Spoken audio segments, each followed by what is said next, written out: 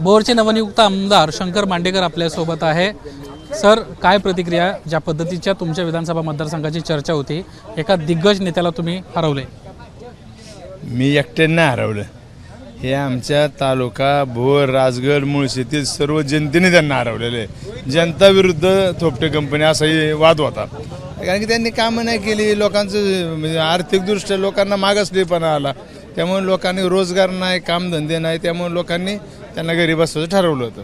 नेत्यांची कशा पद्धतीने तुम्हाला मदत झाली? कारण अनेक दिग्गज इथे येत होते, सुप्रिया सुळेंच्या सभा त्या ठिकाणी पार पडत होत्या, शरद पवारांचं खास करून लक्ष होतं।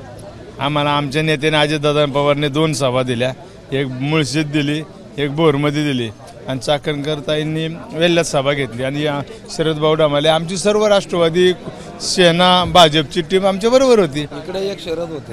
हो, त्यामुळे आम्ही केले सक्सेस।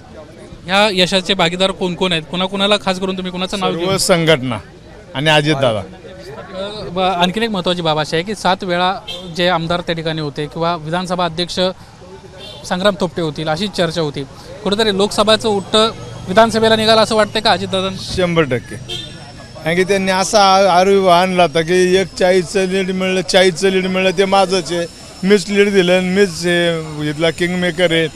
ती जी लोकसभा झाल्यावर जाहिरात झाली ती लोकांना पटली नाही, कारण की ताकद कमी आणि जास्त बाजार मिळाला त्यांना, त्यामुळे ते लोकांच्या डोक्यात होतं, लोकांनी दाखवून दिलं। मग आता ताकद धनशक्ती विरोधात जनशक्ती, हो, आपण पाहतोय धनशक्ती विरोधात जनशक्तीचं हे चित्र भोर विधानसभा मतदारसंघामध्ये पाहायला मिळालं। अशा पद्धतीची प्रतिक्रिया मांडेकर यांना दिली आहे। संग्राम थोपटे जे दिग्गज आमदार आहेत त्यांचा पराभव मांडेकर यांना केला, आणि ते आता राष्ट्रवादी काँग्रेस पक्षाचे विधानसभेचे आमदार भोर विधानसभेचे अशा पद्धतीचं आता विधानसभेमध्ये काम करताना आपल्याला पाहायला मिळणार आहेत। कॅमेरामन अरविंद वारगेसह निलेश मुदावले, एबीपी माझा, मुंबई।